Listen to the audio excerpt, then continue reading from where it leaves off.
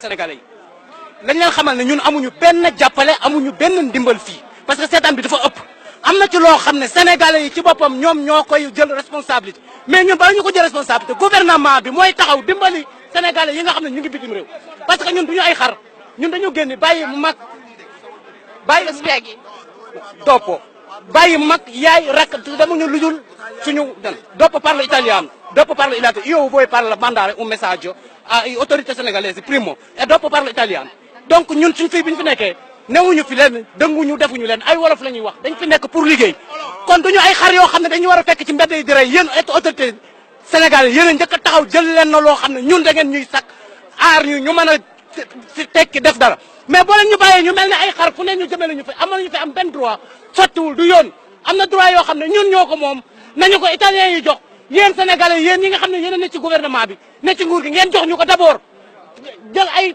contrat yoo xam ne yu wóor la signé ko nguuru Italie ñu mën a libre fii libre ñu ci musiba la ñu nekk d'abord loolu la ñu am lu ñuy wax ci gouvernement sénégalais vraiment ñun sonn nañu mënuñu di daan doole ba pare boo ko guddi bëccëg ñu def ñu ay xar di ñu rey guddi bëccëg mënuñu ko loolu sénégalais yi ñoo ko moom qua abbiamo arrivato qua in Italia unicamente per lavorare non siamo arrivati qua per rubare non per fare di male. Noi siamo qua per lavorare e per sudare, ma non è normale che trovare le gente su queste strade e le ammazzano così. Se non siamo dei animali, abbiamo dei diritti con tutti i modi, con tutte le gente hanno dei diritti, anche noi abbiamo gli stessi diritti.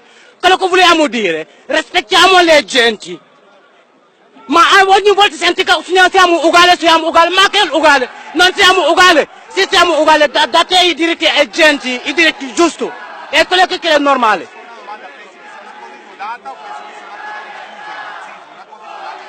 Io non parlo del razzismo, per me il razzismo non esiste. C'è dei genti che sono dei mauvais umori e fanno quello che vogliono. Io non parlo parlare del razzismo né di altro cosa.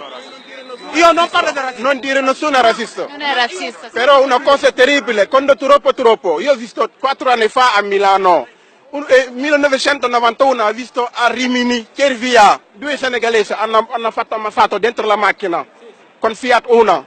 E poi 3-4 anni fa, 2007, ho visto 3 nigeriani a Milano verso Lombardia.